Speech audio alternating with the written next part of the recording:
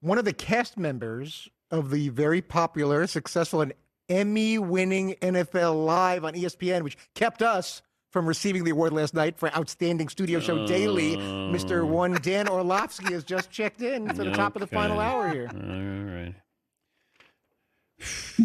Hey, Dan, how are you? I'm doing very well. How are you, good sir? I'm doing crappy. Yeah. I feel very poorly right now. Do you? I do. Why? Do you think we deserved it? I think we deserved it as well. But you're a good man. And the people you work with are good people. And I know there's only one winner, and it makes me feel awkward now talking to someone who didn't win that was probably very deserving.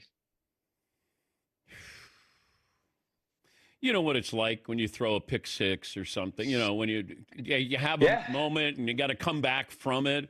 I mean, can you help us understand, how do we come back from such an embarrassing loss that we didn't win the Sports Emmy last night?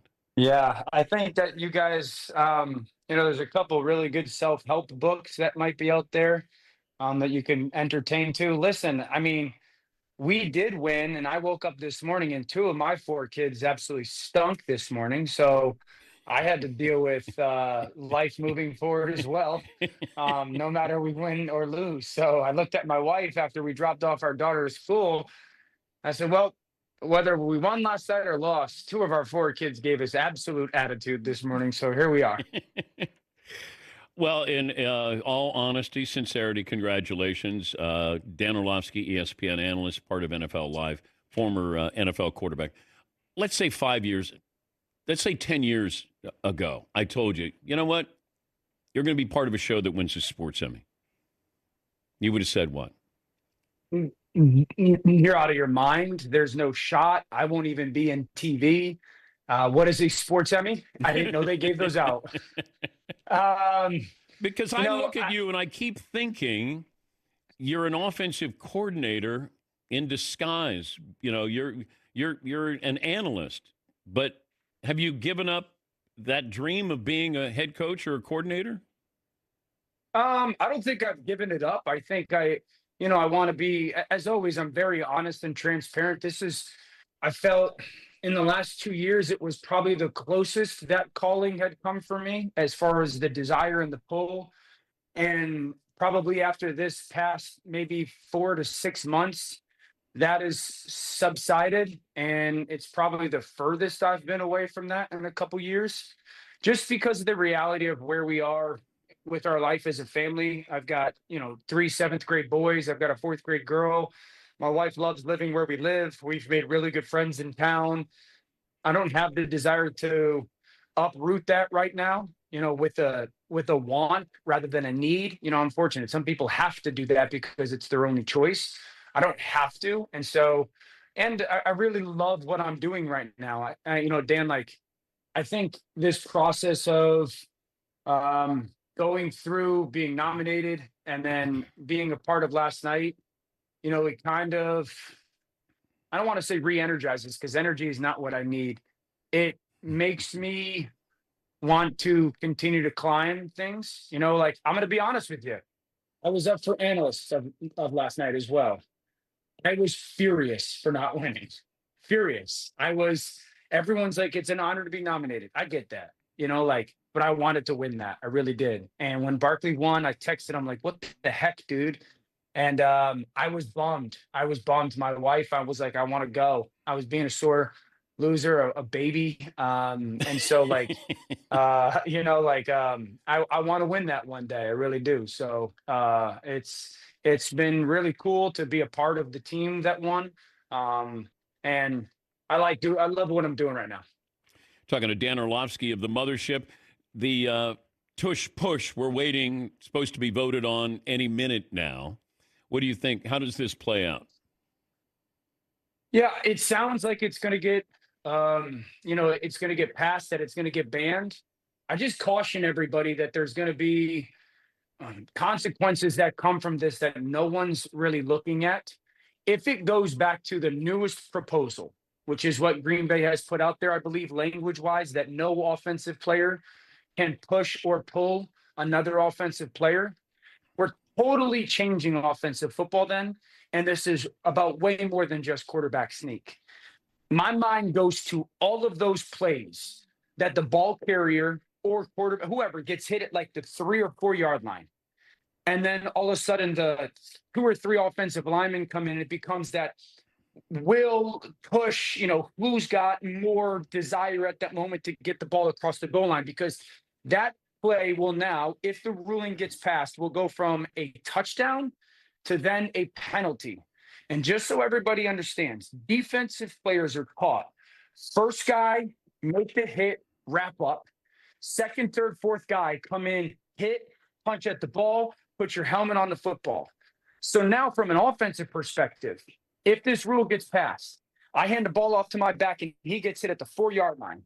No one on my team can touch him from that point forward of push or pull, but the defense can come in and punch at the ball and rip at the ball and hit at the ball. Then we're changing football offensively in a way, and we're also changing some, if we're being candid, defenseless player situations.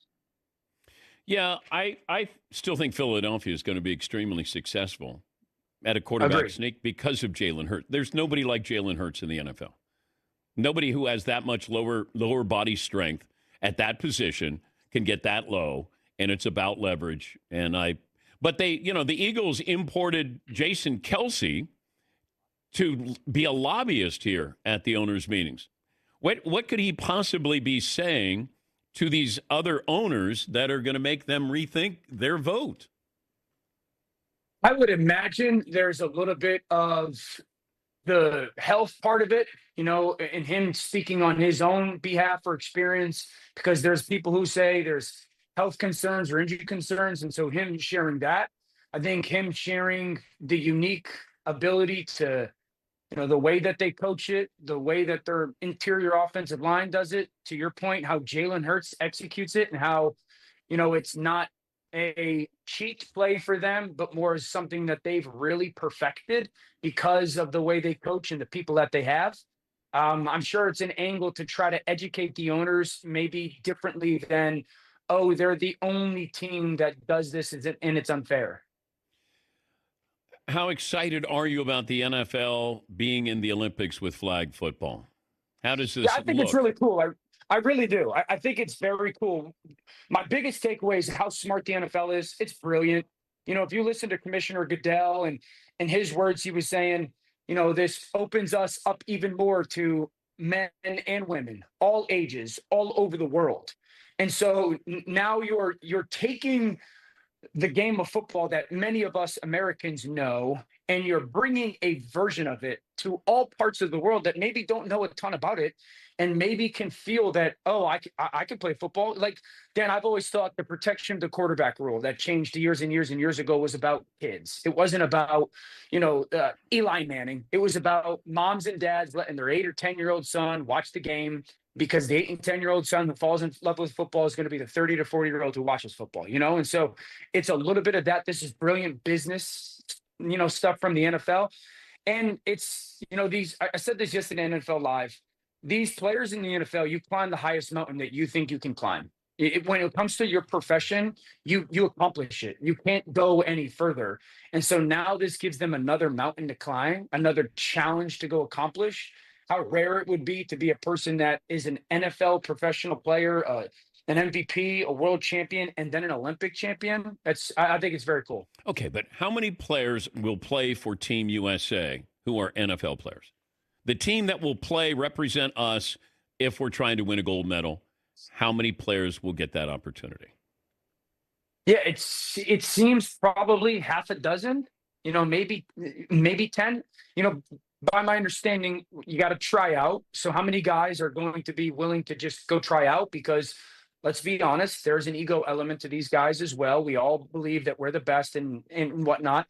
2, you can only have 1 player per NFL team per country, I believe. So that means that Brian Branch and Jahmyr Gibbs, both Lions, cannot play for United States. Okay.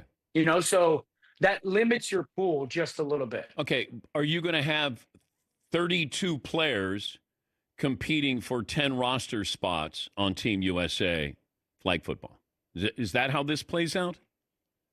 No, I don't think so. I mean, how many quarterbacks are actually going to go try and do it?